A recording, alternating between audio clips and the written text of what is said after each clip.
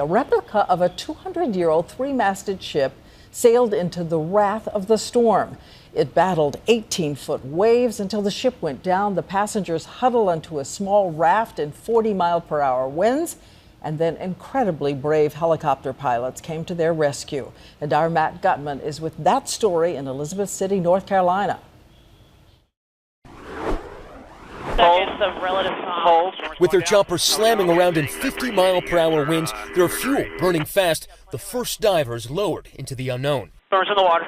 You can see the HMS Bounty's crew bobbing in waves topping 30 feet in this covered raft, their faces poking out. Rescue swimmer Dan Todd, one of today's heroes. I jumped in and I said, "Hey, I'm Dan. I heard you guys need a ride." Pulling the survivor into the water.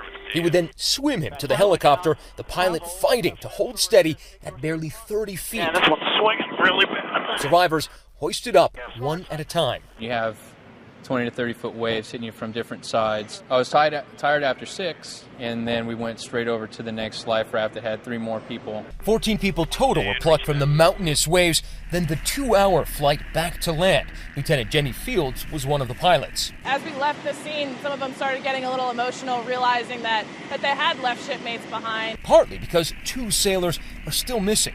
This chopper going back to look. The three-mast Bounty featured in Mutiny on the Bounty and Pirates of the Caribbean, accustomed to heaving seas. Just look at the ship pitching tortuously in this video taken aboard 2 years ago. And the ship's captain Facebooking that a ship is safer at sea than at port. But then the ship loses its generator. The Bounty taking on water. The crew has abandoned ship. Human corks bobbing 100 miles from shore. And not the only ones. Passengers on the Disney Fantasy cruise heaved around.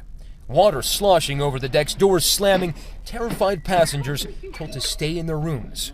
Just stay in your cabins. And Diane, the Coast Guard told us just moments ago that they went back out to sea. They managed to find one of those 2 missing people. They tried to revive the woman. She was unresponsive. The captain of the Bounty, Diane, is still missing out at sea.